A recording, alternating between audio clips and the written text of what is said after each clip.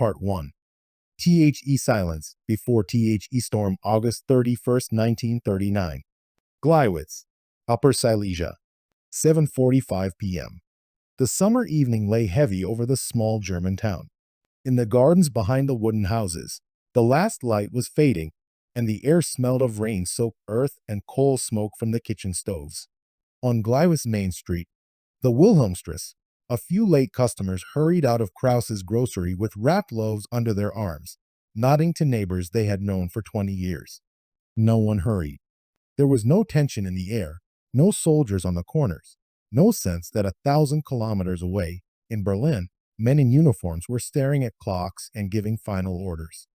Inside the Gleiwitz transmitter station, located on the northern edge of town on Tarnowitzer Strasse, the evening shift was routine. The station was not a grand building. It was a modest two-story structure of pale brick, with a tall wooden transmission tower rising behind it like a skeleton against the sky. A small garden surrounded the building, separated from the road by a low fence. Local children often played near that fence, watching the technicians come and go. Tonight, the garden was empty. Inside the studio, a sound engineer named Otto watched the clock on the wall. His shift would end at 9 p.m. He had plans to meet his wife at the small tavern near the bridge, the one where they served the dark beer from the brewery across the river in Zabrze. He lit a cigarette and glanced at the control panel. Everything was normal. The station was broadcasting a recording of a Brahms piano concerto, the music flowing out across Upper Silesia to thousands of German families sitting down to their evening meals. In the small guardhouse by the entrance, a policeman named Franz sat with his boots propped on a stool. He was 53 years old, a veteran of the Great War who had spent the last 15 years in quiet border posts. His job was simple: watch the gate, check the occasional delivery, make sure no one wandered in who shouldn't. He had a thermos of coffee and a copy of the Gleiwitzer Tageblatt from 2 days ago. He had read the reports about tensions with Poland, about the corridor, about Danzig.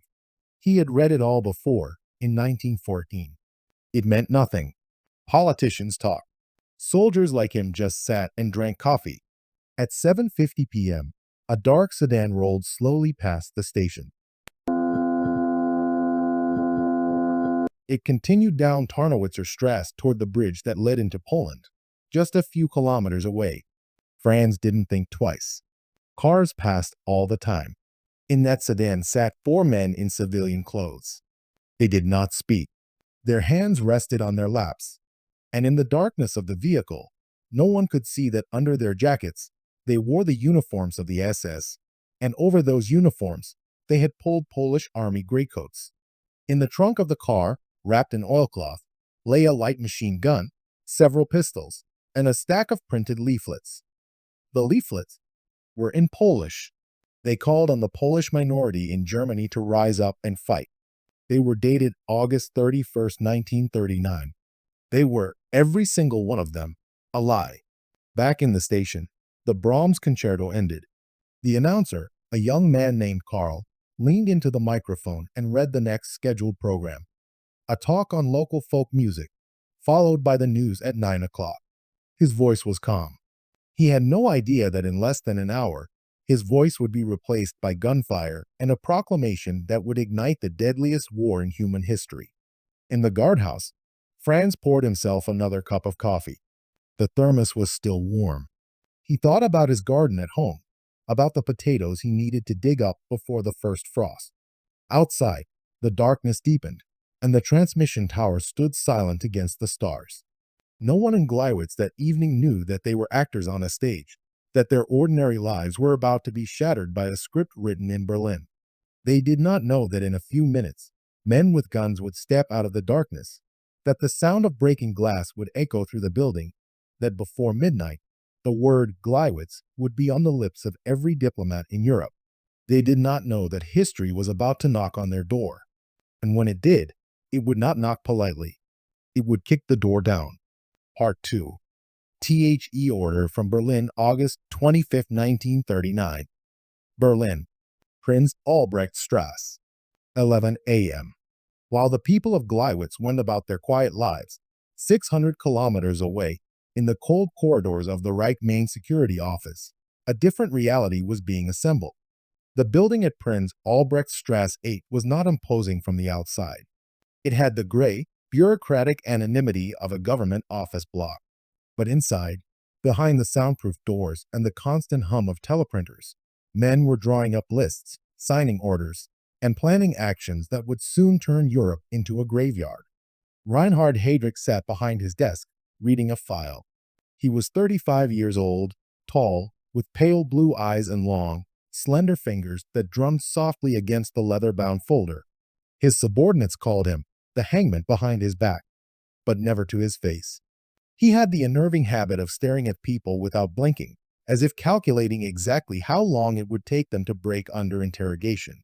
Today, he was reviewing the final details of an operation so secret that even some of his senior officers knew only fragments of it. The file contained photographs. Photographs of a small radio station in Upper Silesia. Photographs of its entrance, its guardhouse, its transmission tower. A hand-drawn map showed the layout of the building, the position of the windows, the location of the telephone lines. There were also photographs of men, not German officers, but men in Polish uniforms, posing stiffly in a courtyard somewhere, holding Polish weapons. The photographs had been taken in a barracks on the outskirts of Berlin, but no one looking at them would know that. Heydrich closed the file and looked up at the man standing before him. Alfred Naujocks was 27 years old, with the face of a university student who had spent too many nights drinking. He had joined the SS young, attracted by the violence and the camaraderie, and had quickly proven himself useful for the kind of work that required a steady hand and an absence of moral reflection. He had already participated in operations in Czechoslovakia and had a reputation for doing what he was told without asking questions. "Sit down, Naujocks," Heydrich said. His voice was soft, almost gentle, which made it more terrifying than any shout. Naujocks sat. He had learned long ago that when Heydrich spoke gently, men died. "The Führer has decided," Heydrich began, "that the time has come to resolve the Polish question. But the world must understand that Germany is acting in self-defense. We cannot simply cross the border without justification. The international press, the Americans, the British, they must see that Poland attacked first." He paused, letting the words settle. "You are going to give them that proof." Heydrich opened the file again and spread the photographs across the desk. He pointed to the image of the radio station. "This is sender Gleiwitz, a small transmitter, unimportant in itself, but its location, just a few kilometers from the Polish border, makes it perfect for our purposes. On the night of August 31st, your men will take control of this building. You will broadcast a proclamation in Polish, calling on the Polish minority in Germany to rise up and fight. You will leave behind evidence, Polish uniforms, Polish weapons, Polish documents, and you will leave behind bodies." Naujocks glanced at the photographs, then back at Heydrich. "Bodies?" he asked. Heydrich smiled. It was a thin, humorless expression. "Of course. What kind of attack leaves no dead? The world will want to see Polish corpses. We will provide them. They are already being prepared. Concentration camp inmates. They will be dressed in Polish uniforms, given wounds from Polish weapons, and left at the scene. The press will photograph them. The world will believe." Naujocks nodded. He did not ask where the inmates came from or what they had done to deserve this. He did not want to know. He had learned that the less he knew, the easier it was to sleep at night. "Your cover name will be Oberstleutnant von Brauneis," Heydrich continued. "You will have 6 men. All are experienced, all are reliable. You will draw Polish uniforms from Abwehr stores. They have been collecting them for months. Weapons as well. Everything must be authentic. If anyone inspects the scene afterward, there must be no trace of German origin." He slid a folded paper across the desk. Naujocks opened it. It was a list of code words. "Großmutter gestorben," he read aloud. "Grandmother has died." "That is the cancellation signal," Heydrich said. "If you receive that, you will board immediately and return to Berlin. If you receive Oma ist tot, grandmother is dead, you proceed. The timing must be precise." The attack must occur at 8 p.m. on the designated night. Not earlier. Not later. The Führer will address the Reichstag on the morning of September 1st. By then, the world must have seen the photographs. Naujocks folded the paper and placed it in his pocket. Any questions?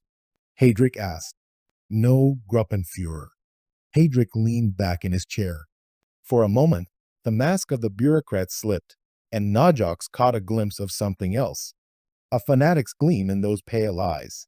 This is not just about Poland, Naujocks, Heydrich said quietly. This is about showing the world what we are capable of. When this is over, they will know that we do not wait for permission. We do not ask for approval. We act. And the world adapts to our actions, not the other way around. Naujocks stood, saluted, and left the office. As he walked down the corridor toward the exit, he passed other men in black uniforms, carrying other files, planning other operations. The building hummed with purpose. Outside, the Berlin afternoon was warm and bright. Civilians walked past on the sidewalk, unaware that a few hundred meters away, in the basement cells of Prinz Albrechtstrasse, men were being injected with poison so that their corpses could be used as props in a propaganda play. Naujocks lit a cigarette and walked toward the car that would take him to the barracks where his men were waiting. He did not think about the bodies. He thought about the operation. He thought about the timing. He thought about the satisfaction of a job well done. In Gleiwitz, 600 kilometers away, the radio station stood silent under the summer sun. The technician named Otto was just beginning his shift. He had no idea that in Berlin, a man with pale blue eyes had just signed his fate. Part 2. Extended. THE order from Berlin. Additional scene August 25, 1939. Berlin. The Reich Chancellery. 4 p.m. 3 floors above the street, in an office decorated with tapestries and massive oil paintings, Adolf Hitler stood before a map of Poland. His generals stood in a semicircle behind him, their faces carefully neutral. The Führer had been speaking for almost an hour, his voice rising and falling in the familiar cadence that had mesmerized millions. But today, there was something different in his tone. Not the excitement of past victories, but the cold certainty of a man who had already made up his mind. I have given the order, Hitler said, without turning around. The attack will begin on September 1st. But before the first shot is fired, we must ensure that the German people and the world understand who is responsible for this war. He turned to face his generals.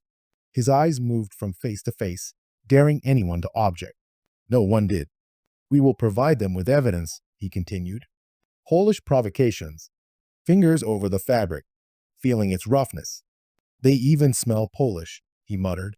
No one laughed. Naujocks reached into the crate and pulled out a cap. The Polish eagle, slightly tarnished, stared back at him. He turned it over in his hands, then tossed it to the youngest man in the room, a 23-year-old named Klaus who had joined the SS only 6 months before. Try it on, Naujocks said.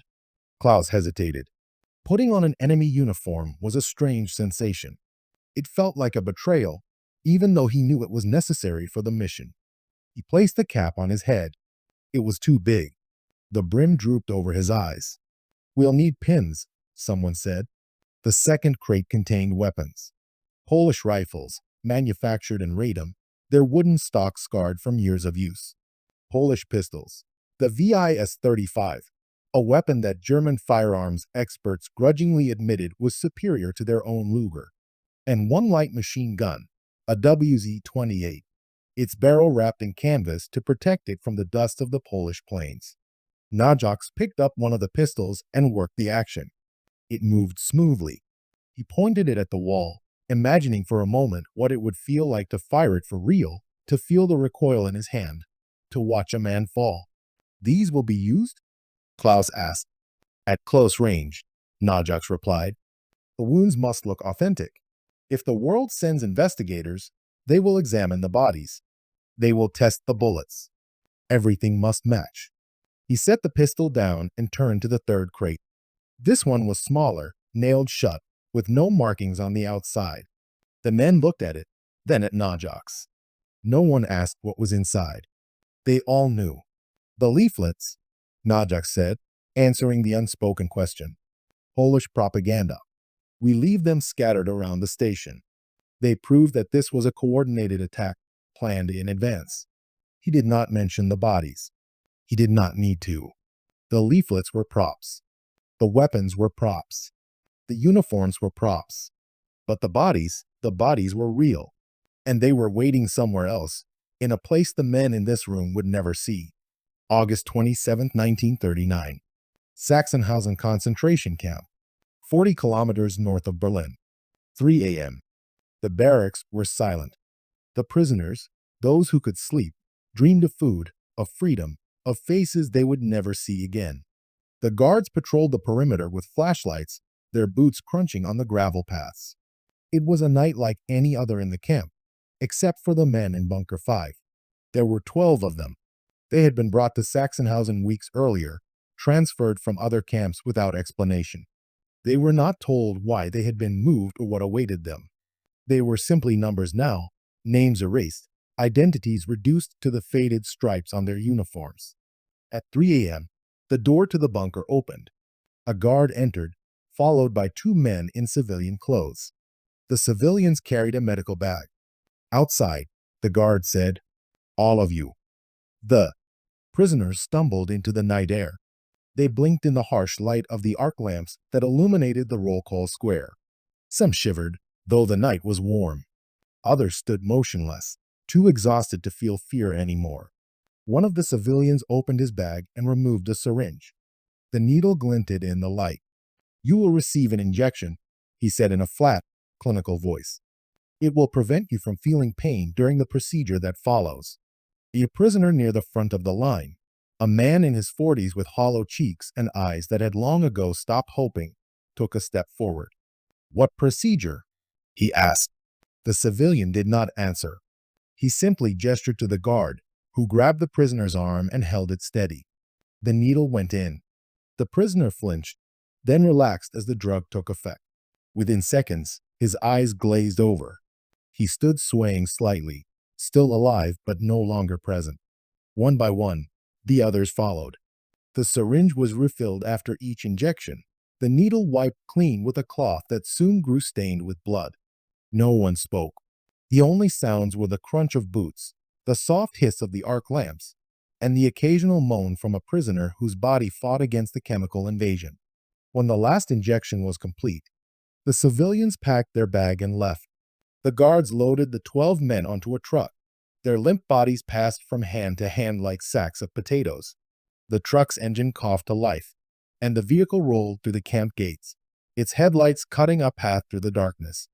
Inside the truck, the 12 prisoners lay in the darkness, unconscious, dreaming their last dreams. They did not know where they were going. They did not know that in 4 days, their bodies would be photographed, examined, and displayed to the world as proof of Polish aggression. They did not know that their deaths would not even be their own, that they would die wearing someone else's uniform, carrying someone else's weapons, fighting someone else's war. They knew nothing. They were the perfect witnesses. August 28, 1939. Berlin. SS Barracks, Lichterfeld. 10 a.m. Naujocks stood at the window of his room, watching the morning sun climb over the rooftops. Below, in the courtyard, his men were practicing with the Polish weapons, familiarizing themselves with the weight and balance of rifles they had never fired before. They moved with the mechanical precision of men who had done this many times, in many places, for many reasons. A knock at the door. Naujocks turned. "Come in." It was Klaus, the youngest. He looked pale, as if he had not slept. "Obersturmbannführer," Klaus began. "The men? We have been talking. About the bodies." Naujocks said nothing. He waited. "Who are they?" Klaus asked. "The ones we will leave behind." "Are they soldiers? Prisoners? Who?" Naujocks studied the young man's face for a long moment. He saw fear there, and confusion, and something else, a flicker of conscience that would need to be extinguished before the mission could succeed. "They are whoever we need them to be," Naujocks said quietly. "That is all you need to know. They are not people. They are evidence. Do you understand?" Klaus nodded. But his eyes told a different story. Go back to the courtyard, Naujocks said. Practice with a rifle. Focus on the mission. Everything else is not your concern. Klaus saluted and left. Naujocks turned back to the window. Below, the men continued their drills. The Polish rifles glinted in the morning light. Somewhere to the north, a truck was driving toward a destination that existed on no map. The pieces were moving into place. Part 4. THE Concentration Campus, a supplier, August 27, 1939. Sachsenhausen Concentration Camp, 35 kilometers north of Berlin. 2 a.m. The night lay heavy over the pine forest of Brandenburg. Somewhere in the darkness, an owl called, and the wind stirred the treetops with a sound like whispered secrets. But inside the wire fence that surrounded Sachsenhausen, there were no secrets, only silence. The silence of men who had learned that speaking could mean death, and that silence, too, could mean death, but at least silence did not attract attention. The camp had been built 3 years earlier, in the summer of 1936, on the orders of Heinrich Himmler himself. It was intended as a model camp, a showcase of SS efficiency, a place where the enemies of the Reich could be systematically erased from German life. The SS called it a re-education camp. The prisoners called it hell. From the outside, it looked almost orderly. Rows of wooden barracks stretched across the sandy soil, each one identical to the next. A roll call square big enough to hold 10,000 men. A kitchen block, an infirmary, a punishment block.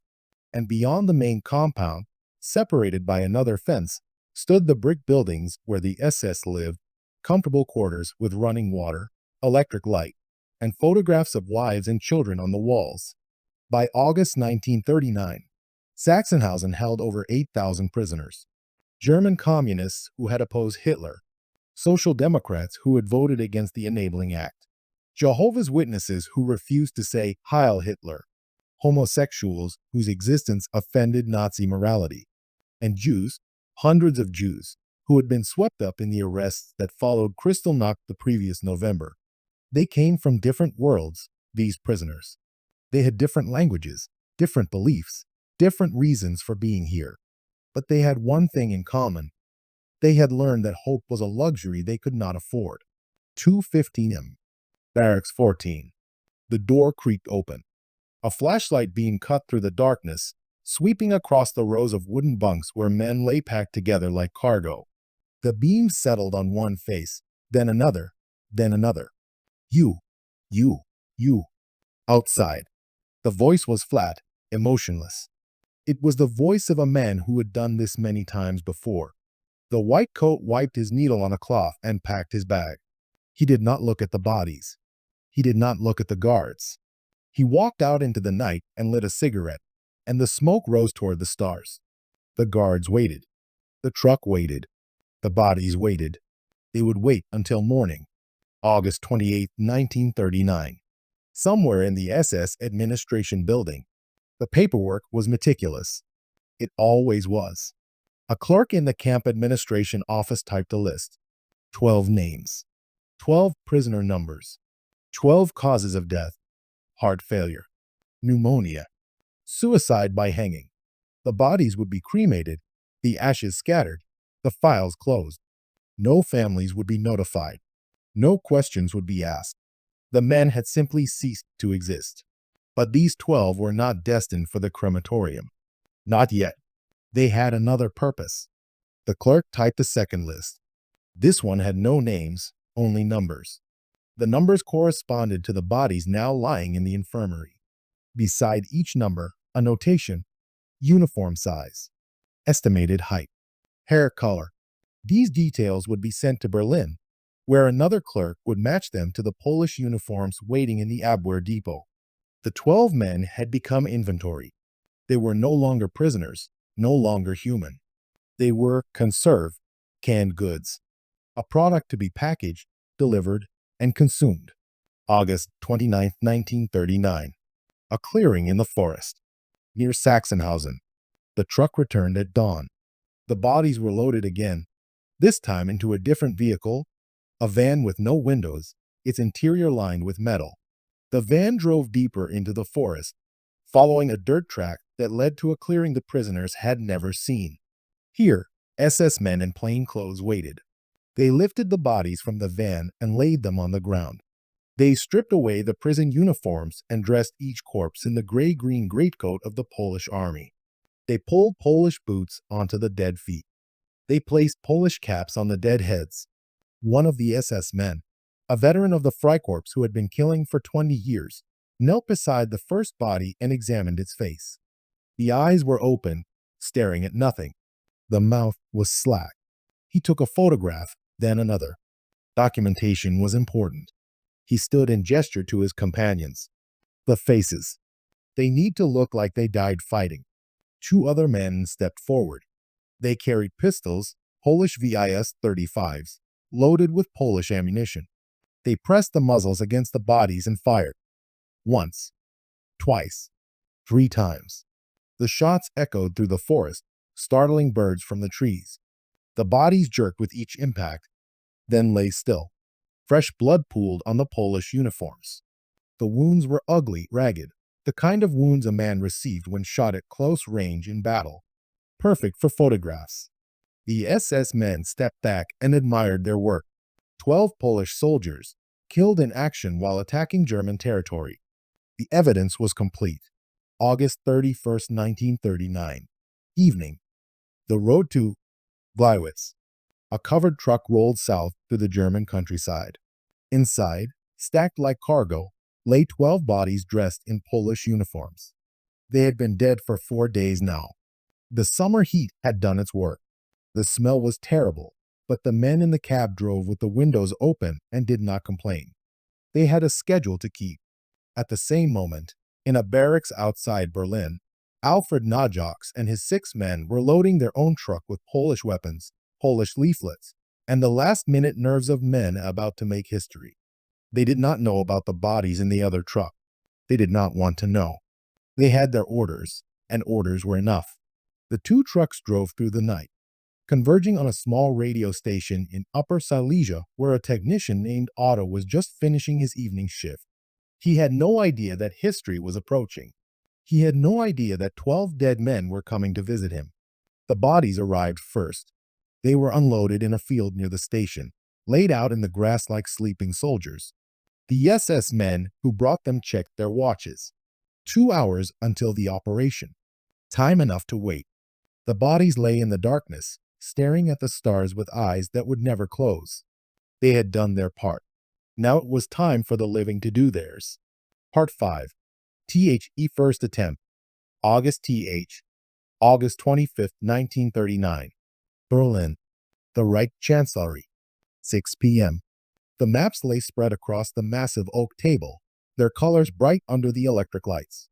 Division markers, supply routes, timetables, hundreds of thousands of men, thousands of tanks, squadrons of aircraft, all reduced to colored lines and symbols on paper.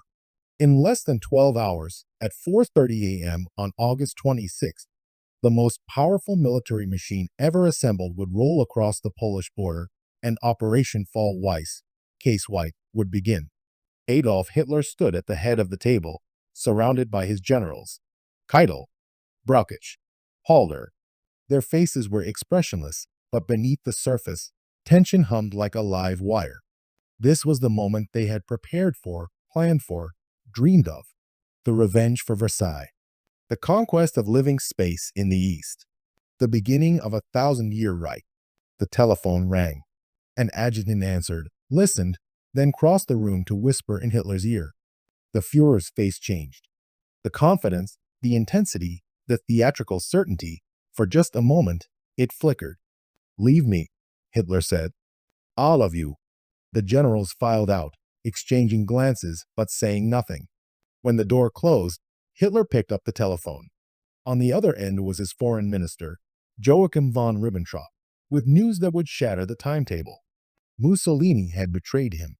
August 25th, 1939. Rome. The Palazzo Venezia. 4 p.m.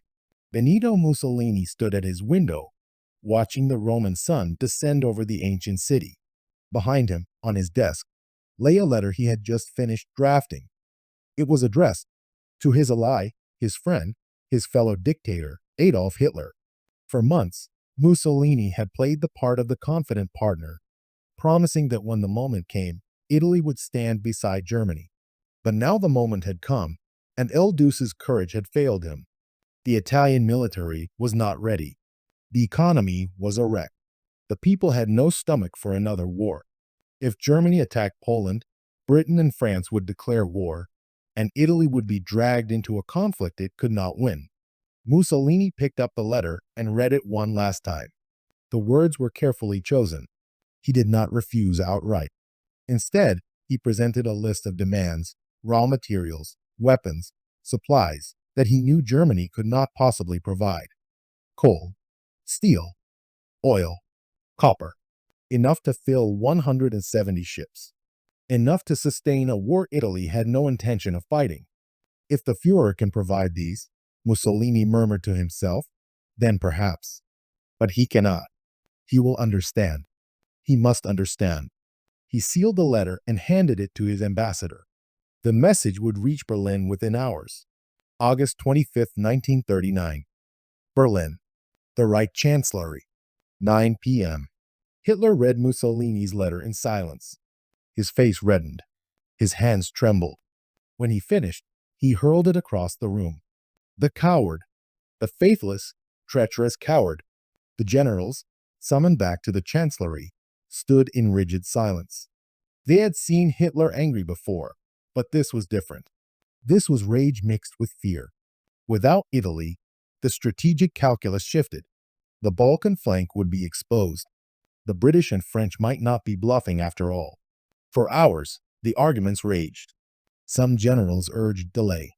Others insisted the plan was too far advanced to stop. Hitler paced, shouted, gestured, then paced some more. The clock ticked toward midnight. In less than 5 hours, the first shells would fall. At 11:30 p.m., Hitler made his decision. Cancel the attack, he said. The words fell like stones into still water. Cancel? How? The troops were in position. The orders had been issued. The machinery of war, once set in motion, could not simply be stopped. Cancel the attack, Hitler repeated. Find a way. The generals scrambled. Messengers were dispatched. Telephone lines burned. Coded signals flashed across the night. Stop. Halt. Abort. The words flew through the darkness, racing against the sunrise. August 26, 1939. The German-Polish border. 3 a.m. The men of the 10th Infantry Division had been awake for hours. They had checked their weapons, packed their gear, whispered their goodbyes to the photographs in their wallets. At 4:30, they would cross into Poland, and history would change forever. At 3:15, the runners came. Stand down. The attack is postponed. Return to barracks. Confusion spread through the ranks. Postponed? Why? No one explained. No one ever explained. The soldiers shouldered their packs and trudged back the way they had come, their adrenaline fading into exhaustion and bewilderment. But not every unit received the message in time. August 26, 1939. The Jabłonka Pass. 4:30 a.m. In the misty mountains on the Polish-Slovak border, a German Special Operations Group had already crossed into Polish territory. They were dressed in civilian clothes, their mission to secure the strategic railway tunnel through the Jabłonka Pass. They had no radio, no way to receive the cancellation order. They advanced as planned. At dawn, Polish border guards spotted them. Shots rang out. Men fell. The Germans, realizing they were hopelessly outnumbered and without reinforcements, scattered into the forest. Some were captured. Others escaped back to Slovakia. The first blood of the war had been spilled, but the war itself had not yet begun. In Berlin, the news of the Jabłonka incident added to the chaos. A premature attack, a skirmish that could not be hidden, a diplomatic complication that would need to be explained. The propaganda machine scrambled to contain the damage. August 26, 1939. Gleiwitz. A hotel room on the Wilhelmstrasse. 9 a.m. Alfred Naujocks woke to a pounding headache and the sound of raised voices in the corridor. The night before, he and his men had been ready. The Polish uniforms were laid out. The weapons were cleaned and loaded. The leaflets were stacked by the door. At 8 p.m., they would storm the radio station, broadcast their message, and leave their dead witnesses behind. Then, at the last moment, the telephone had rung. Großmutter gestorben. Grandmother has died. The cancellation signal. Naujocks had stared at the receiver for a long moment, then hung up and told his men to stand down. They had cursed, packed away the uniforms, and gone to bed confused and frustrated. Now, in the gray light of morning, Naujocks sat on the edge of his bed and tried to make sense of what had happened. In Berlin, Heydrich would be furious. The entire operation, the months of planning, the bodies prepared in Dachau, the intricate web of deception, had been derailed by a letter from Rome. A knock at the door. One of his men entered, his face pale. "There's news," the man said. "From the border. Something happened at Jablonka. Some of our people. They didn't get the word. There was fighting." Naujocks closed his eyes. Of course, in an operation this complex, something always went wrong. He thought of the men who had advanced into Poland, who were now dead or captured. He thought of the bodies in the truck, waiting somewhere in the forest, their purpose unfulfilled. "What are our orders?" the man asked. "We wait," Naujocks said. "We wait for Berlin. We wait for the next signal. We wait for grandmother to die again." August 26, 1939. Berlin. The Reich Chancellery. 11 a.m. The crisis meetings continued. Hitler, exhausted and irritable, raged against Mussolini, against the British, against the French, against anyone who dared to stand in his way. But beneath the rage, a cold calculation was taking shape. The cancellation could not last. The troops could not remain in position indefinitely.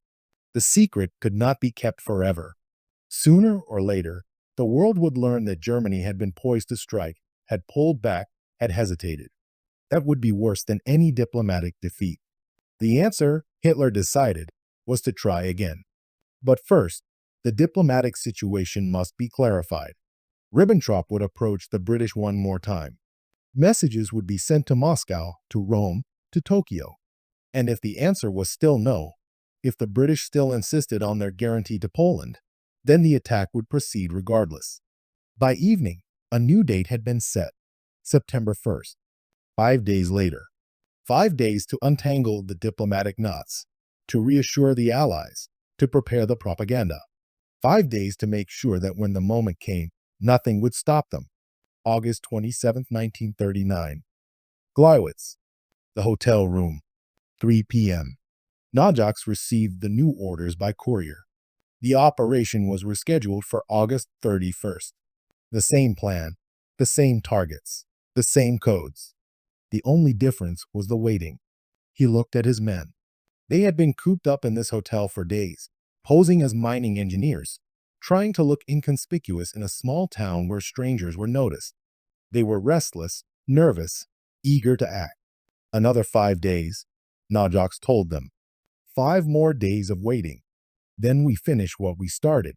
One of the men nodded toward the window, toward the radio tower visible in the distance. "What about them?" he asked.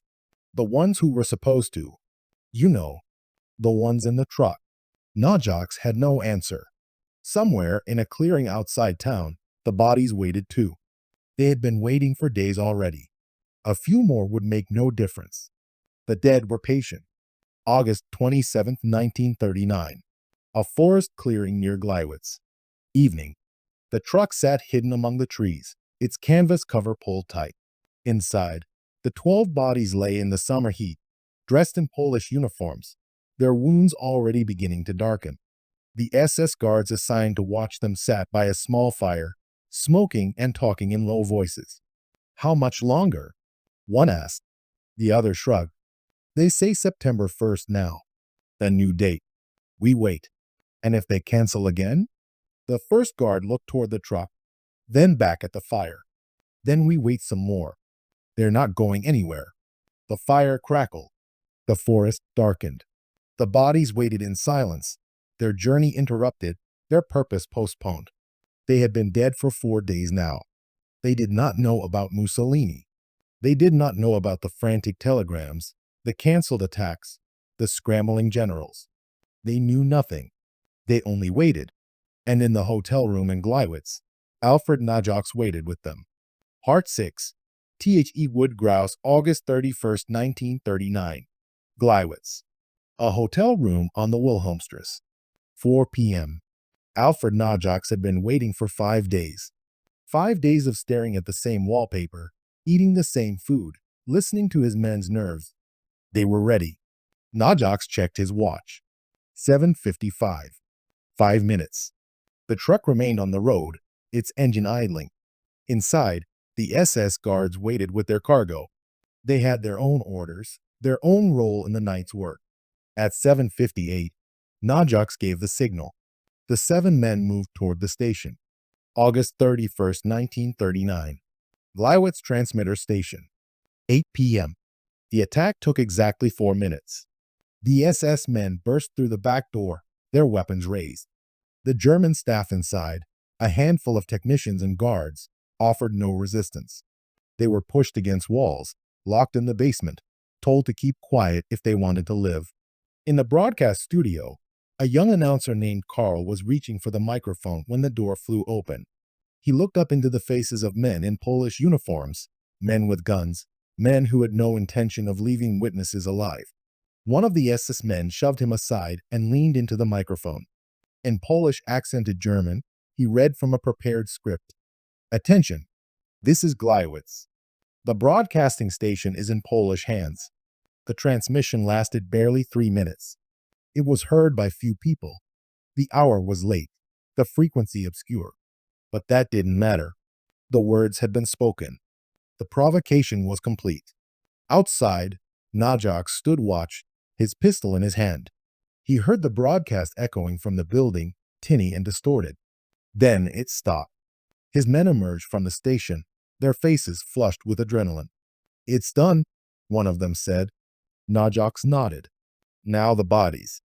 August 31st, 1939. The entrance to the radio station. 8:15 p.m. The truck pulled up to the front gate. The SS guards jumped down and pulled back the canvas cover. The smell that emerged was overwhelming, the sickly sweet odor of 4-day-old corpses in summer heat. The guards gagged, turned away, then forced themselves to work. They lifted the first body. It was dressed in a Polish uniform, its face disfigured by gunshots. They carried it to the entrance of the station and laid it on the ground, positioning it as if it had fallen while attacking. They placed a Polish rifle nearby. The second body followed, then the third. Each one arranged with care, posed like a photograph, ready for the cameras that would arrive in the morning. The last body they placed was special. Franciszek Honiok, the 43-year-old Silesian farmer who had sympathized with Poland. He had been arrested the day before, drugged, dressed in a Polish uniform, and shot in the back of the head. His body was positioned closest to the station entrance, as if he had led the attack. When the bodies were arranged, the SS guards stepped back and surveyed their work. In the darkness, illuminated only by the station's exterior lights, the scene looked authentic. Dead Polish soldiers, killed in the act of aggression against Germany. Naujocks lit a cigarette and watched. He felt nothing, no satisfaction, no horror, no pride. He had done what he was ordered to do. That was all. Photographs, he said. We need photographs for the morning papers. An SS man with a camera stepped forward and began shooting. Flash powder illuminated the scene in bursts of white light, the bodies, the station entrance, the Polish weapons scattered on the ground. Evidence. Proof. History. At 8:45 p.m., the Germans withdrew. The truck drove away into the night, carrying the remaining bodies, the empty uniforms, the tools of deception. The 7 men in Polish uniforms changed back into civilian clothes and melted into the darkness. The radio station was silent. The bodies lay where they had fallen, waiting for dawn, waiting for the world to wake up to the news that Poland had attacked Germany. August 31st, 1939. Berlin. The Reich Chancellery. 10 p.m. Adolf Hitler stood at the window of his office, looking out over the darkened city. Behind him, on his desk, lay the final orders for Fall Weiss, the invasion of Poland. In 6 hours, at 4:45 a.m., the battleship Schleswig-Holstein would open fire on the Westerplatte Peninsula. The war would begin. A telephone rang. An adjutant answered, listened, then approached the Führer. Mein Führer, the operation in Gleiwitz is complete. The broadcast was made. The bodies are in place. Hitler did not turn from the window. Good, he said quietly. Let them see what the Poles have done. Let them see who started this. He paused, then added, almost to himself, the victor will not be asked whether he told the truth. September 1st, 1939. Gleiwitz, 9 a.m. The photographers arrived with the morning light. German journalists, carefully selected, were escorted to the scene by SS officers who pointed out the bodies, the weapons, the evidence of Polish aggression. Cameras clicked. Flash powder flared. Notes were taken. By noon, the photographs were on their way to Berlin. By evening, they would appear in newspapers across Germany, accompanied by headlines about Polish provocation, about the attack on the Gleiwitz radio station, about the necessity of German retaliation. At 4:45 that morning, while the photographers were still sleeping, the first shells had fallen on Westerplatte. The war had begun. No one would ever ask about the bodies. No one would ever identify the 12 men from Dachau or the farmer Franciszek Honiok. No one would ever verify the Polish attack on Gleiwitz, because the victors do not ask whether the truth was told. The dead had served their purpose. They had given Hitler his war. Part 7. 4 minutes OF airtime, August 31st, 1939. Gleiwitz transmitter station. 7:58 p.m. The summer evening had darkened into night. The 111-meter wooden transmission tower rose against the stars, its guy wires humming softly in the breeze. In the modest brick building at its base, 3 technicians sat in the control room, listening to the evening program relayed from the Reichssender Breslau, a symphony orchestra playing Brahms, the music flowing through wires and vacuum tubes to thousands of radios across Upper Silesia. The technician named Otto glanced at the clock. 7:58. Another hour, and his shift would end. He thought about the tavern near the bridge, about the dark beer from the brewery across the river in Zabrze. He lit a cigarette and leaned back in his chair, letting the music wash over him. Then the back door exploded inward. 7:59 p.m. The rear entrance. 7 men moved through the darkness like shadows. They wore civilian clothes, jackets and trousers of the kind worn by workers and miners throughout Silesia. No uniforms. No insignia. They carried Polish weapons, VIS-35 pistols manufactured in Radom, a light machine gun of Polish design. They spoke to each other in Polish, their accents carefully practiced. Alfred Naujocks led them. His heart pounded, but his face showed nothing. He had been waiting for this moment since August 10th, when Heydrich first gave him the orders. 2 weeks of waiting in hotels, 2 weeks of watching the radio tower from a distance, 2 weeks of wondering whether the mission would be canceled again. It would not be canceled. Not tonight. The back door gave way easily. The 7 men flooded into the building, their weapons raised. 8 p.m. The control room. Otto heard the crash and reached for the telephone. He never touched it. The door flew open, and men with guns poured into the room. Their faces were hard, their eyes cold. One of them shouted in Polish, words Otto didn't understand, but the meaning was clear. Hands up. Don't move. Don't make a sound. Otto raised his hands. Beside him, his 2 colleagues did the same. One of them, a young man named Karl, started to speak, but a rifle butt slammed into his stomach and doubled him over. He collapsed to the floor, gasping. The Polish-speaking men herded them together, bound their hands with rope, and pushed them toward the basement stairs. Otto stumbled in the darkness, felt a hand shove him from behind, and then he was in the cellar, the door slamming shut above him, the lock clicking into place. In the darkness, he heard Karl weeping. He heard his own heart pounding. He had no idea what was happening, who these men were, what they wanted. He would not know the truth for many years. 8:02 p.m. The control room. The SS men spread through the building, their weapons ready. They had expected resistance, guards, police, someone to fight. But the station was almost empty. A few technicians, a caretaker, no one else. The operation was proceeding exactly as planned. Except for one problem. The Gleiwitz transmitter did not produce its own programs. It was a relay station, a repeater, designed to receive signals from the powerful Reichssender in Breslau and rebroadcast them across Upper Silesia. There was no studio here, no microphone permanently installed, no way to simply step up to a console and begin speaking. The SS men searched frantically. Minutes passed. The broadcast window was narrowing. If they didn't act soon, the opportunity would be lost. Then one of them remembered. Every transmitter station had an emergency microphone, a microphone, used for weather warnings, technical announcements, emergencies. It would be somewhere in the building, connected to the transmitter through the control panel. They found it in a storage closet, a simple microphone on a metal stand covered in dust.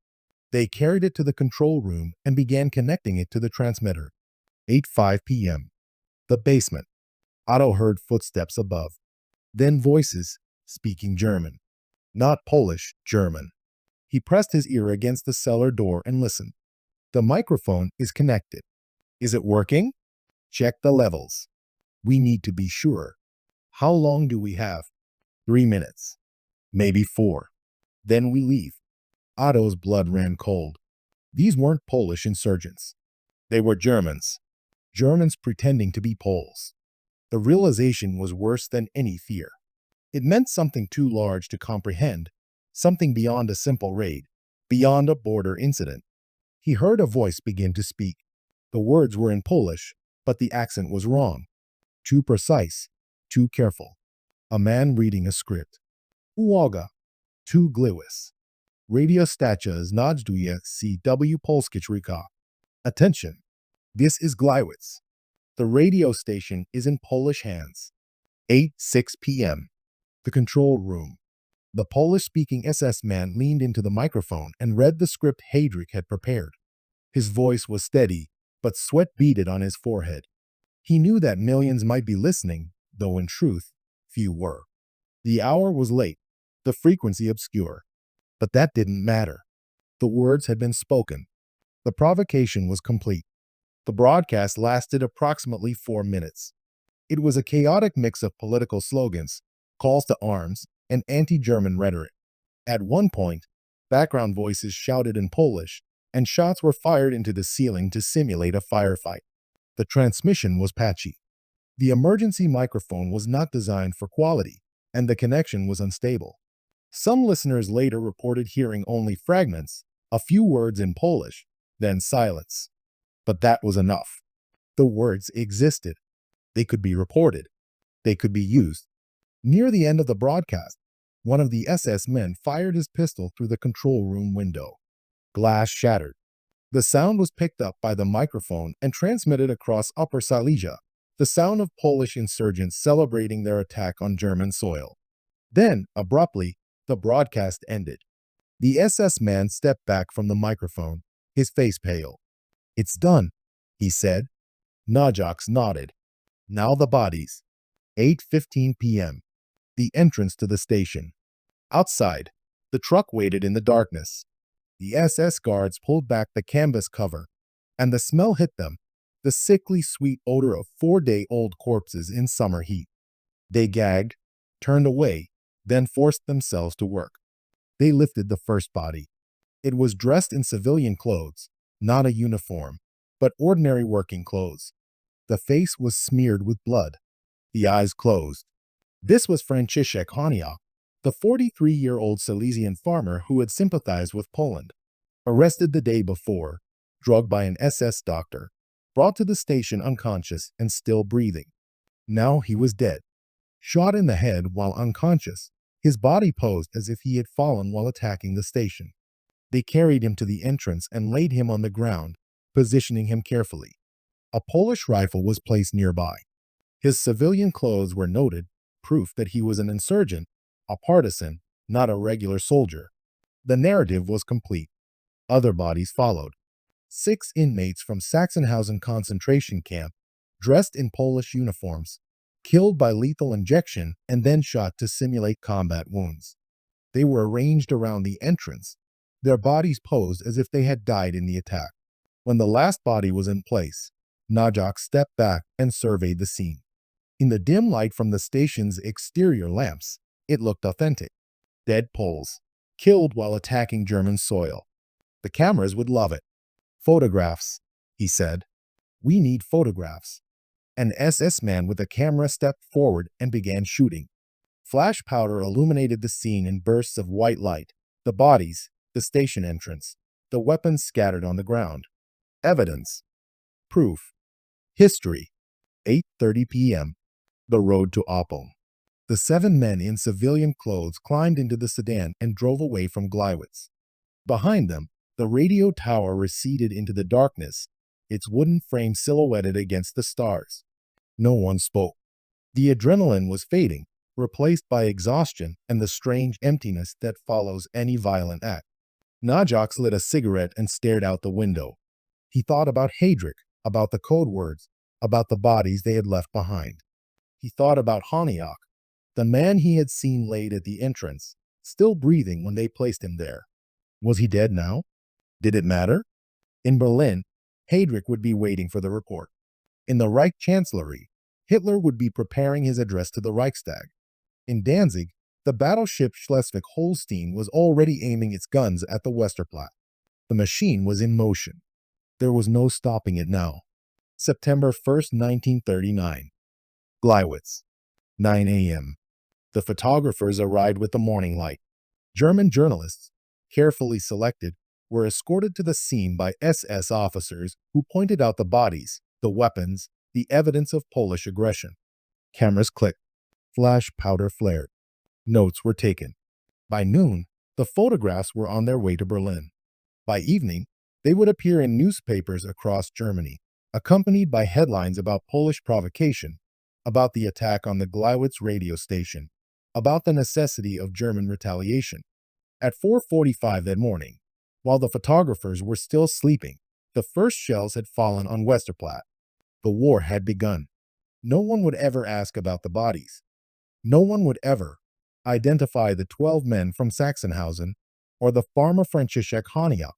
No one would ever verify the Polish attack on Gleiwitz, because the victors do not ask whether the truth was told. The 4 minutes of airtime had done their work. 1961. East Germany. A film set. In a studio in East Berlin, actors in SS uniforms and civilian clothes reenacted the Gleiwitz attack for a DEFA film called Der Fall Gleiwitz. The director, Gerhard Klein, had researched them meticulously, using Naujocks' Nuremberg testimony and other archival sources. The film would be praised by critics and largely ignored by the public. In Hamburg, Alfred Naujocks saw a newspaper review of the film. He was 50 years old now, living under his own name, running a small business. He had testified at Nuremberg, served a few years in Danish prisons, and returned to Germany to live quietly. He read the review, then folded the newspaper and set it aside. He never spoke publicly about Gleiwitz again. When he died 5 years later, in April 1966, his obituaries mention his role in but few people remembered. The world had moved on to other wars, other crimes, other lies. The 4 minutes of airtime had faded into history, but the tower still stands. In Gleiwitz today, the wooden transmission tower remains the tallest wooden structure in Europe. Visitors can climb it, look out over the city, and imagine the night when 7 men with guns changed the world. If they listen carefully, they might still hear the echo of those 4 minutes, the voice on the radio, the shots in the darkness, the sound of history being made. Part 8. THE Proof, September 1st, 1939. Gleiwitz. 6 a.m. The first light of dawn crept over the wooden transmission tower, painting its skeleton frame in shades of gray and gold. The town below was silent, the streets empty, the windows dark. But at the radio station on Tarnowitzer Strasse, something was different. The bodies were still there. They lay where the SS men had placed them, sprawled on the ground near the entrance, their Polish uniforms stained with blood, their weapons scattered around them like fallen leaves. Franciszek Honiok, the Silesian farmer, lay closest to the door, his civilian clothes marking him as a partisan, an irregular, the kind of enemy who did not deserve the protection of any Geneva Convention. The other bodies, the 6 from Sachsenhausen, were arranged around him in poses that suggested a desperate attack, a failed assault, a last stand. In the darkness, they had looked almost real. In the dawn light, they looked like what they were, props in a grotesque theater. At 6:30 a.m., the first car arrived. It was a black Mercedes, official plates, driven by an SS officer in civilian clothes. Behind it came a van marked with the insignia of the German press agency. Men in suits stepped out, carrying cameras and notebooks. They were not journalists in any real sense. They were propagandists, carefully selected for their reliability, their willingness to see what they were told to see. The SS officer greeted them with a nod and gestured toward the bodies. "This is what the Poles did," he said. "This is their answer to the Führer's peace offers." The photographers raised their cameras. Flash powder exploded in white bursts, illuminating the scene in harsh, artificial light. The bodies looked even more grotesque in those flashes, the hollow cheeks, the open eyes, the dark stains on the Polish uniforms. But the photographers did not flinch. They had been told what to photograph, and they photographed it. One of them knelt beside Honiok's body and adjusted the position of his arm. The arm had fallen in a way that hid the face. He moved it carefully so that the features were visible. Then he stepped back and took another photograph. "Make sure you get the weapons," the SS officer called out. "The Polish rifles, the leaflets.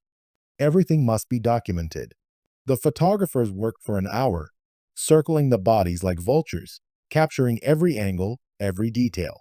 They photographed the station entrance, the broken window, the bullet holes in the walls. They photographed the leaflets scattered on the ground, the Polish language propaganda that the SS men had left behind. They photographed the bodies individually and in groups, posed as if they had fallen in battle. When they finished, they packed their equipment and drove away.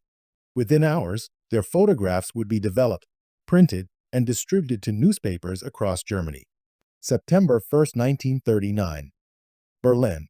The Reich Chancellery. 10 a.m. Adolf Hitler stood at the podium in the Kroll Opera House, facing the assembled members of the Reichstag. His uniform was crisp, his posture erect, his voice steady. Behind him, huge swastika banners hung from the walls, and the hall was packed with party officials, military officers, and foreign diplomats. He had been speaking for nearly an hour, recounting the history of German-Polish relations, listing the grievances of the Reich, detailing the failures of diplomacy. Now he came to the climax, the moment for which all of this had been staged. "Poland has tonight, for the first time, fired on our own territory with regular soldiers," Hitler declared. "Since 5:45 a.m., we have been returning fire. And from now on, bomb will be met with bomb." He did not mention Gleiwitz by name. He did not need to. The newspapers would do that for him. The photographs would do that for him. The bodies would do that for him. "Whoever fights with poison gas will be fought with poison gas," he continued. "Whoever distances himself from the rules of humane warfare can only expect that we will do the same. I will continue this struggle, no matter against whom, until the safety of the Reich and its rights are secured." The Reichstag erupted in applause. Men in brown shirts and black uniforms leaped to their feet, their arms raised in salute. Hitler stood motionless, his face a mask of determination, absorbing entered the room carrying a stack of documents. He was a tall man, distinguished, with the bearing of the old aristocracy. Behind him came aides carrying more documents, more files, more proof. "Gentlemen," von Moltke began, "I have here archival materials from Warsaw that demonstrate conclusively Poland's responsibility for the current conflict." He spread the documents on a table and invited the journalists to examine them. They leaned forward, studying the papers, but few could read Polish. Fewer still could verify the authenticity of what they were seeing. They took notes, asked polite questions, and filed their reports. One of the journalists, an American from the Associated Press, noticed something odd. The documents looked new, too new to be archival materials. The ink was fresh, the paper crisp. He said nothing. He knew that asking questions would mean expulsion, and expulsion would mean no story at all. A photographer from the Berliner Illustrator Zeitung raised his camera and captured the scene. Von Moltke standing among the journalists, gesturing at the documents, his face earnest and sincere. The photograph would appear in magazines across Germany, proof that even the diplomats believed in the justice of the German cause. September 3, 1939. Gleiwitz. 10 a.m. The radio station was quiet now. The bodies were gone. The photographers had left. The officials had filed their reports. A repair crew worked on the broken window, replacing the glass that the SS men had shot out during the broadcast.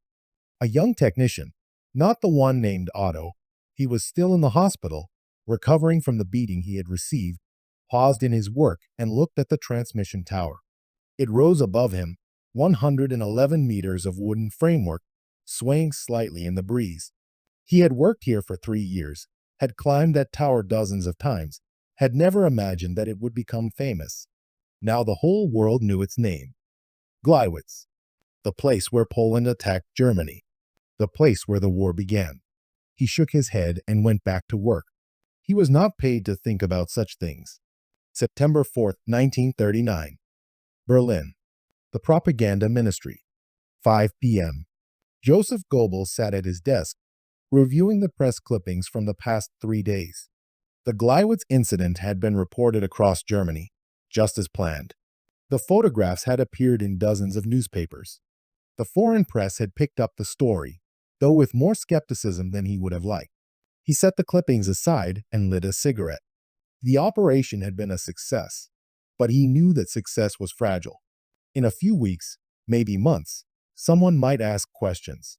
Someone might investigate.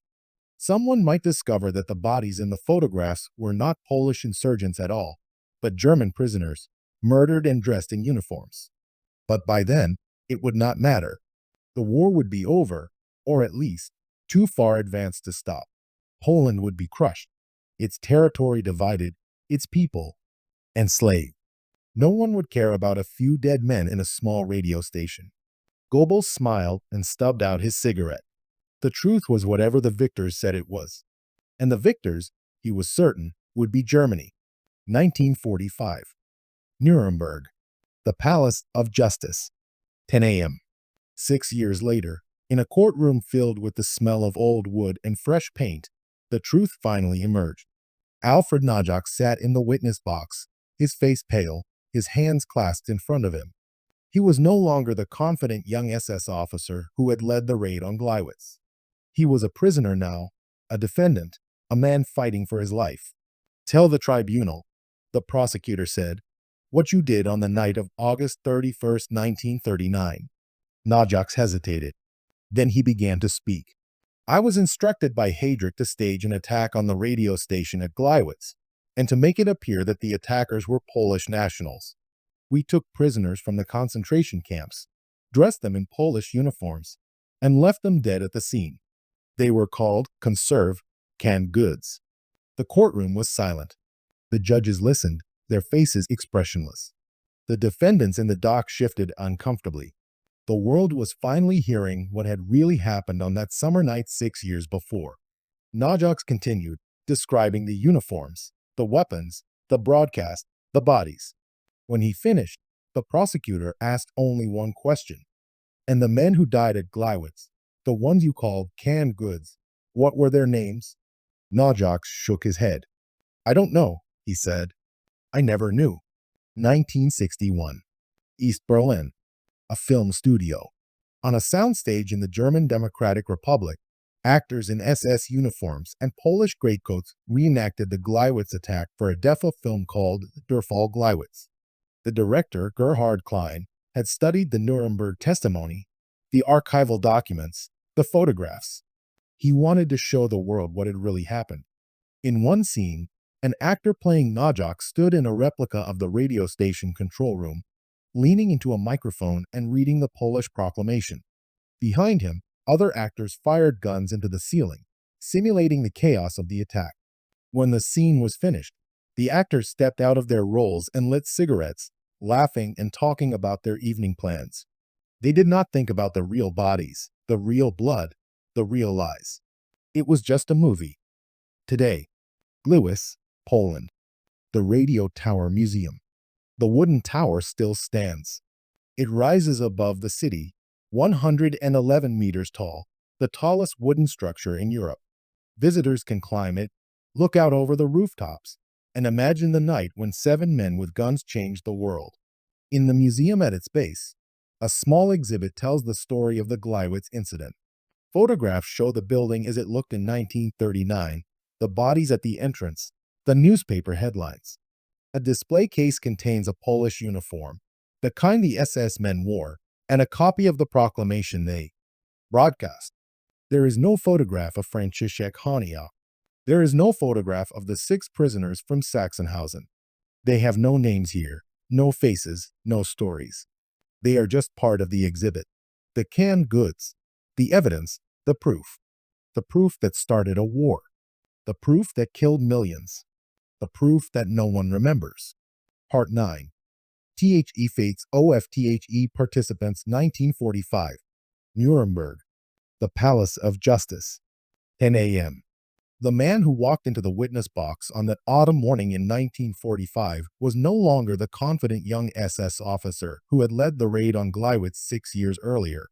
Alfred Naujocks was 34 years old now, his face lined, his eyes wary. He had spent the last year in Allied custody, first with the Americans, then the British, now here in Nuremberg, where the surviving leaders of the Third Reich sat in the dock awaiting judgment. He wore a plain suit, not a uniform. His hair was thinning. He looked like a middle-aged businessman, which is what he would later become. The prosecutor approached. The courtroom fell silent. State your name for the record. Alfred Helmut Naujocks. Your rank in the SS? Sturmbannführer. Major. And your position in August 1939? Naujocks hesitated. Then he began to speak. For the next hour, he told the tribunal everything. The meeting with Heydrich in Berlin. The code words. The uniforms. The weapons. The bodies. The broadcast. He described how Franciszek Honiok had been drugged, dragged to the radio station, and shot. He explained the term Konserve, canned goods, and how the prisoners from Sachsenhausen had been murdered and dressed in Polish uniforms. When he finished, the courtroom was silent. The judges looked at each other. The defendants in the dock shifted uncomfortably. The world was finally hearing what had really happened on that summer night in 1939. But Naujocks was not a defendant here. He was a witness. And witnesses, even those who had committed murder, could walk free if their testimony was useful enough. 1946. Nuremberg. A cell in the Palace of Justice. Naujocks sat on the edge of his bunk, smoking a cigarette. Through the small window, he could see the winter sky over Nuremberg, gray and cold. He had been here for months now, questioned repeatedly by American, British, and Soviet interrogators. He had told them everything about Gleiwitz, about Venlo, about the forged money, about the murders in Denmark. They had promised him nothing, but they had also not charged him. He was too valuable as a witness. A guard appeared at the door. You have a visitor. The visitor was a journalist, an Austrian named Gunter Paes. He had come to hear Naujocks' story, to record it for posterity. Naujocks agreed to talk. He always agreed to talk. Talking kept him alive. Paes would later write a book about Naujocks, published in London in 1960 under the title The Man Who Started the War. In it, Naujocks presented himself not as a murderer, but as an adventurer, a spy, a man who had simply done his duty. The book was full of dramatizations and exaggerations, but it served its purpose. It turned a perpetrator into a character, a criminal into a hero. 1947. Copenhagen. A Danish prison. The Danish authorities had been waiting for Naujocks. They remembered the Petergruppe, the terror squad that had murdered nearly 100 Danish citizens during the occupation. They remembered the clearance murders, the revenge killings, the bodies found in ditches and alleyways. In 1947, Naujocks was extradited to Denmark and put on trial. The evidence against him was overwhelming. He had led the Petergruppe. He had ordered killings. He had participated in at least some of them himself. The Danish court sentenced him to several years in prison. But Danish justice, in those post-war years, was remarkably lenient toward German war criminals. Werner Best, the Reich plenipotentiary in Denmark, served only a few years before being released. Other SS officers walked free after minimal sentences. In 1950, after serving just 3 years, Alfred Naujocks was released. He returned to Germany and settled in Hamburg on the Reeperbahn in St. Pauli, where he opened a small business and lived quietly. 1952. Hamburg, a bar on the Reeperbahn. The man at the corner table looked like any other businessman, suit, tie, a glass of beer in front of him. He was in his early 40s now, balding, a little overweight. He talked to journalists sometimes, telling stories about the war, about his adventures in the SS. He never mentioned the murders. He never mentioned the bodies. "I was an intelligence man, beyond good and evil," he told one interviewer. "I did what my government told me to do and was decorated for it." In Hamburg, he lived openly under his own name. The police knew where he was. The state prosecutors knew what he had done. Several investigations were opened against him over the years: for the murder of Rudolf Formus in 1935, for the Gleiwitz operation, for the Petergruppe killings. Each investigation went nowhere. Witnesses had died. Evidence had disappeared. The statute of limitations was approaching. Naujocks never worried. He knew that Germany had no appetite for prosecuting men like him. The Cold War had begun. The former enemies were now allies against the Soviet Union. Old Nazi crimes were swept under the rug. 1960. London. A book launch. Gunter Pace's book appeared in British bookshops, its cover promising the inside story of the man who started the war. The reviews were mixed. Some praised the adventure story.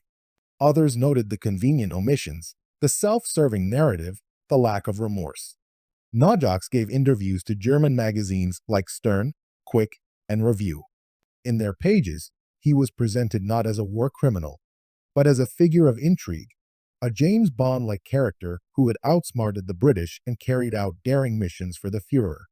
The murders were mentioned, if at all, as unfortunate necessities, the price of war. A German translation of Pace's book never appeared. Perhaps no publisher wanted to remind the German public that a man living quietly in Hamburg had blood on his hands. 1963. Hamburg. A journalist's interview. A reporter from Der Spiegel came to see Naujocks. They sat in his apartment, the reporter taking notes while Naujocks talked. He spoke about Gleiwitz in the flat, bureaucratic language of a former civil servant. "I was a Sturmbannführer at the time and worked exclusively in the Foreign Intelligence Service of the Reich Main Security Office," he said. "Gleiwitz was completely outside my area of work, so it was a purely special assignment." He denied any involvement in the murder of Franciszek Honiok. That, he said, was the Gestapo's work. He had only been responsible for the broadcast. The bodies, the blood, the canned goods, none of that was his concern. The reporter did not press him. The interview appeared, and Naujocks returned to his quiet life. 1964. A school in Hamburg. A canceled lecture. Someone at a Hamburg school had the idea of inviting Naujocks to speak to students. A living piece of history, they thought. A man who had been there, who could tell them what it was really like. The school board found out and canceled the lecture at the last minute. Even in forgiving Hamburg, there were limits. Naujocks shrugged and went back to his business. He had never wanted to be a teacher anyway. April 4, 1966. Hamburg. An apartment on the Reeperbahn. Alfred Naujocks died of a heart attack. He was 54 years old. The obituaries mentioned his role in the Gleiwitz incident, his testimony at Nuremberg, his post-war life in Hamburg. Some called him the man who started the war. Others noted that he had never been convicted of any crime. His funeral was small. A few old comrades from the SS, perhaps, though no one kept track. His wife, he had married after the war, survived him. There were no children. He was buried in a Hamburg cemetery. The grave is unmarked now or lost. No one visits. 1966. Luby, Poland. A farmhouse. In a small village near the German border, an old woman sat in her kitchen, looking at a photograph. The photograph showed a man in his 40s, balding, with a serious expression. It was the only photograph she had of him. Her name was Maria Honiok. She was the widow of Pa Honiok, who had been Franciszek Honiok's nephew. Pa had died 2 years earlier, in 1964. He had never stopped talking about his uncle, about the night the Gestapo came, about the body that was never returned. But he had always spoken in whispers, even decades later. Fear was a habit that died hard. Maria looked at the photograph. He had a receding hairline like my grandfather, she said softly. She knew almost nothing about Franciszek's death. The family had never talked about it openly.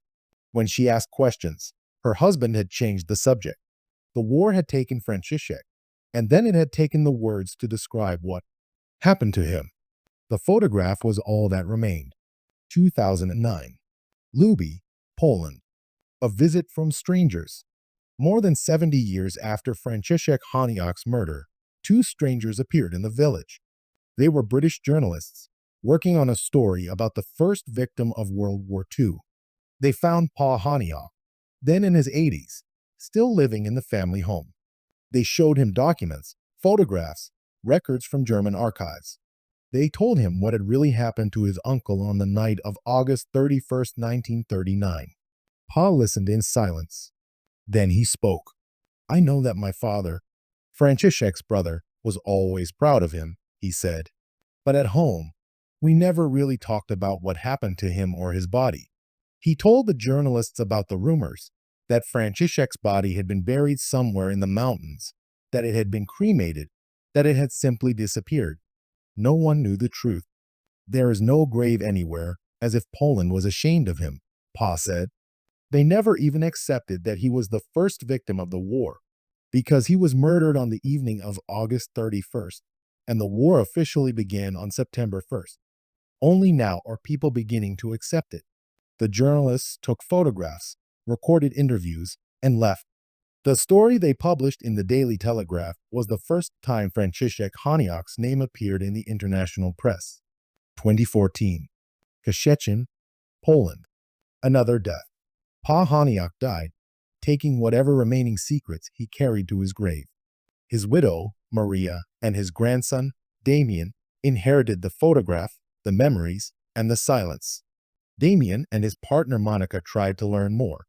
They visited the museum in Gleiwitz, stood where the radio station still stood, tried to imagine what had happened to their great-uncle. They found almost nothing. The archives had been destroyed. The witnesses were dead. The trail was cold. Circles of rumor said that Franciszek's body was buried in the mountains, Damien said. But there is no grave anywhere. It's as if Poland was ashamed of him. He paused, then added, for a long time, it was a taboo subject. It was as if everyone was afraid to open Pandora's box. 2025. Gleiwitz, Poland. The Radio Tower Museum. The wooden tower still stands, 111 meters tall, the tallest wooden structure in Europe. Visitors climb it every day, looking out over the city, taking photographs, reading the plaques that explain the history. In the museum at its base, an exhibit tells the story of the Gleiwitz incident. There are photographs of the building in 1939, of the newspaper headlines, of the propaganda. There is a Polish uniform, like the ones the SS men wore. There is a copy of the proclamation they broadcast. But there is no photograph of Franciszek Honiok. There is no photograph of the 6 prisoners from Sachsenhausen.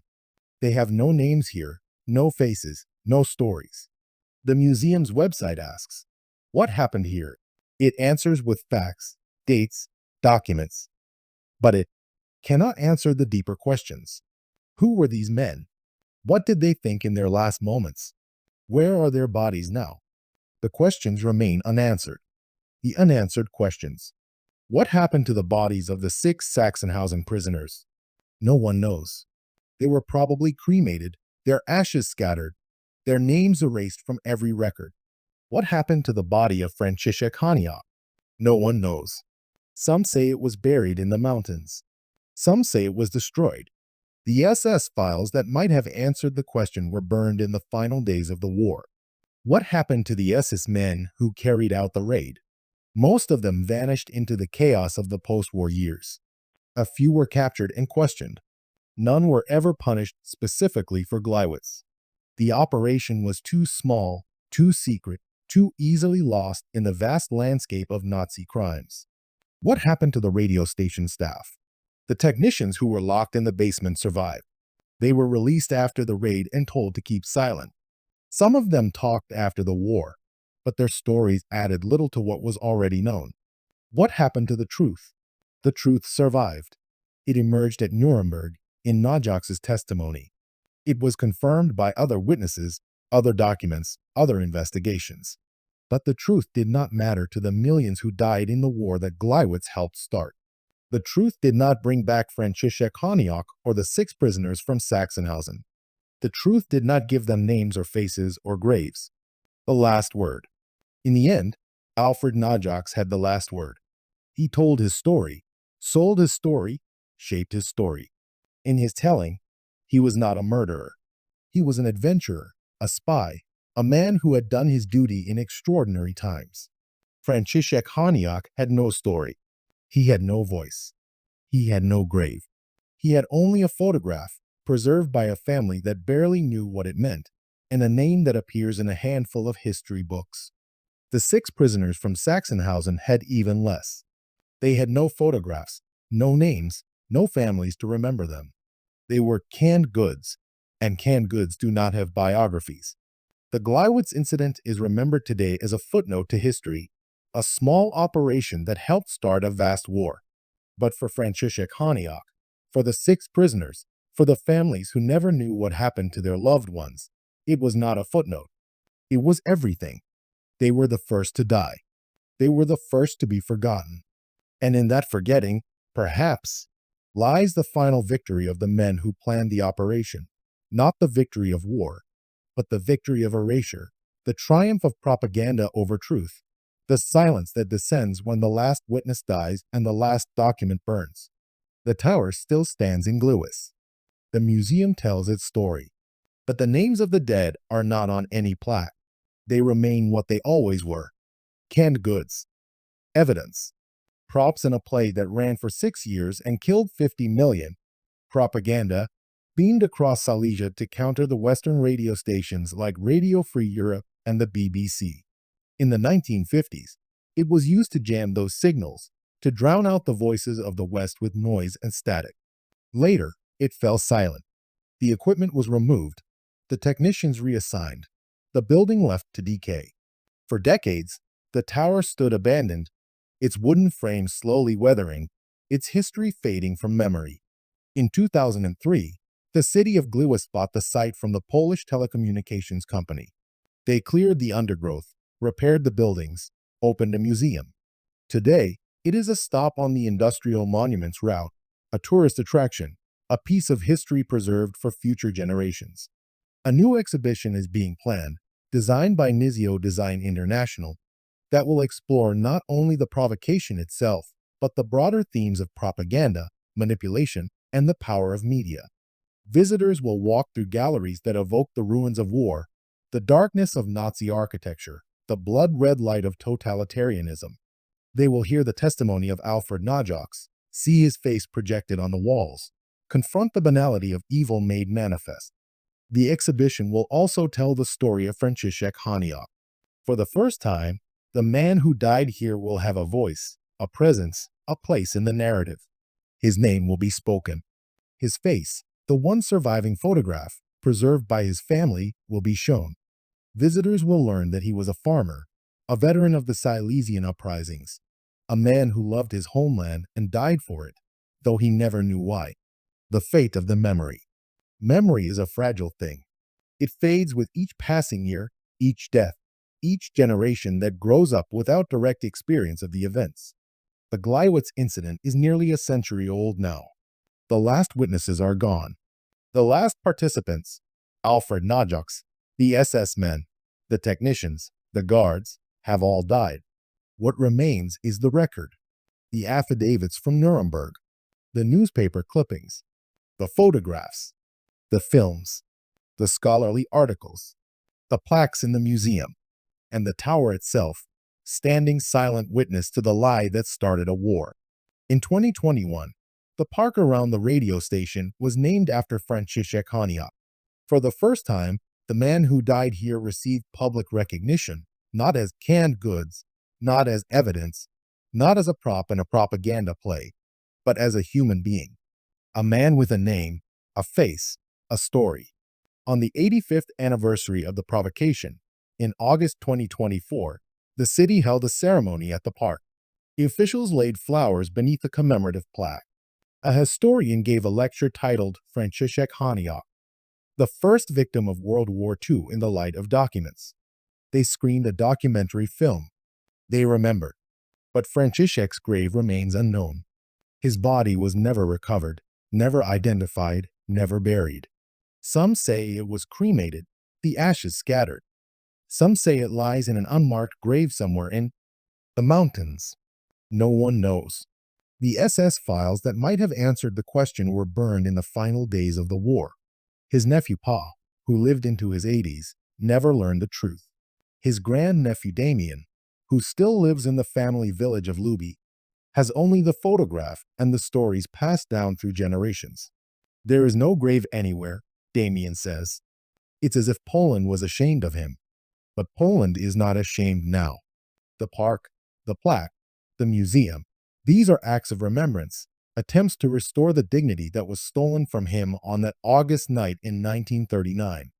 The fate of the truth. For decades after the war, the truth about Gleiwitz was known only to historians, to the readers of Nuremberg trial transcripts, to the viewers of obscure East German films. The general public, in both Germany and Poland, had little awareness of the incident that had started the war. That began to change in the 1960s, with the release of Der Fall Gleiwitz and the publication of Naujocks' interviews in magazines like Stern and Quick. In the 1970s and 1980s, Polish filmmakers and historians took up the story, adding new details, new perspectives. In the 1990s, after the fall of communism, the archives opened, and scholars gained access to documents that had been hidden for half a century. Today, the truth is readily available. Anyone with an internet connection can read about the Gleiwitz incident, about Operation Himmler, about the canned goods and the false flag and the manufactured casus belli. Wikipedia has an entry. YouTube has documentaries. History books cover it in detail. And yet, the truth remains contested in some circles. A 2015 book by a revisionist historian argued that the entire incident was a myth, that nothing happened at Gleiwitz, that the story was invented after the war by Allied prosecutors and gullible historians. The book, 2 volumes long, claims to deconstruct the official narrative, to expose it as a hoax.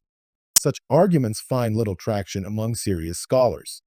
The evidence is too overwhelming, too well documented, too consistent across multiple sources. But the very existence of such revisionism is a reminder that truth is never secure, that lies can live on long after they have been exposed, that the propaganda of the past can echo into the present. The fate of Alfred Naujocks. Alfred Naujocks died in Hamburg in 1966, at the age of 54. A heart attack, the obituary said. He was buried in a cemetery somewhere in the city, his grave unmarked, his memory fading. In the years before his death, he had given interviews, told his story, shaped his legacy. He presented himself as an adventurer, a spy, a man who had done his duty in extraordinary times.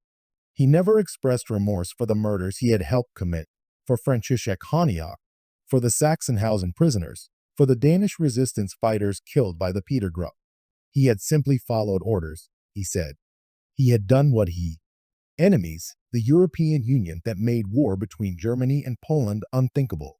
It would speak of the visitors who come now, climbing its stairs, taking its photographs, learning its history. It would speak of the children who play in the park below, who have no memory of war, who cannot imagine a world where Germany and Poland were enemies.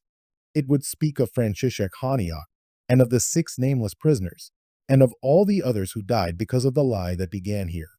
And it would say, if it could, remember. Remember what happened here. Remember the lie that started a war. Remember the cost of forgetting. Epilogue. The first victim. Franciszek Honiok was 43 years old when he died. He was a farmer, a veteran, a man who loved his homeland. He had fought for Poland in the Silesian uprisings, had returned to Germany after the war, had lived quietly in his village until the night the Gestapo came. He left behind a family, a brother, a sister-in-law, nephews and nieces who would carry his memory through the decades. They kept his photograph, the only one that survived, passed down from generation to generation. In 2009, a British journalist came to Luby and found Pa Honiok, Franciszek's nephew, then in his 80s. Pa showed him the photograph, told him the stories, shared the memories that had been preserved in the family for 70 years. "There is no grave anywhere," Pa said. "It's as if Poland was ashamed of him." But Poland is not ashamed now. In 2021, the park around the radio station was named after him. In 2024, on the 85th anniversary of his death, officials laid flowers beneath a plaque in his honor. His name is spoken in the museum, printed in the guidebooks, taught to schoolchildren. He is remembered. And in remembering him, we remember all of them, the 6 nameless prisoners, the 50 million dead, the generations scarred by the war that began with a lie. We remember. And we vow, never again. The end.